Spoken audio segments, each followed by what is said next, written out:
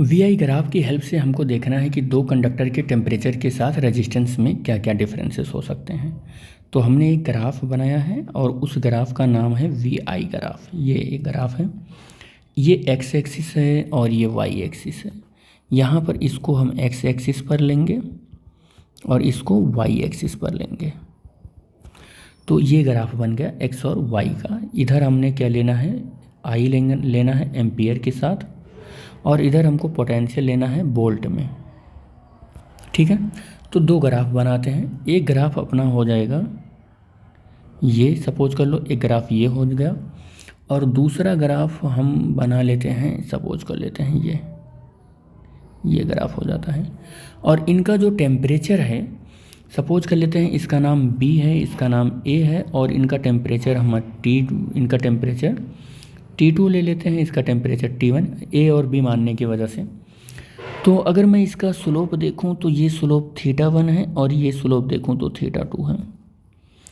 आप यहाँ पर एक चीज़ और देखें कि अगर θ1 और θ2 में कंपैरिजन करें तो θ1 θ2 से बड़ा है। θ1 सॉरी थीटा, अच्छा गलत भी हो गया, इसको ऐसा करो ना, ऐसा करो कि इसको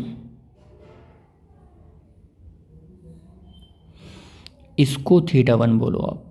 क्यों θ1 बोलो, क्योंकि इसको 1 मान लिया है ना, तो उसी को 1 के ही रिस्पेक्ट में चलाओ उसको θ2। तो अब सही हो जाएगा कि θ1 ग्रेटर देन θ2, θ1 ग्रेटर देन θ2। अब θ1 को हम बोल क्या रहे हैं, this is the slope, angle of slope, यही तो है, एंगल ऑफ स्लोप है, ये एंगल ऑफ स्लोप है। और ये क्या है, और स्लोप किसका है, ऑफ ए में ए कंडक्टर का है ये। और ये क्या है,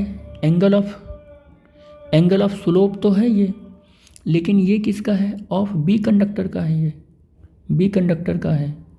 अब एक बात बताना कि रेजिस्टेंस किसका ज़्यादा हुआ, तो हम ये कहेंगे कि स्लोप ए का रेजिस्टेंस ज़्यादा है और स्लोप बी का रेजिस्टेंस क्या है, स्लोप बी का रेजिस्टेंस क्या है, कम है।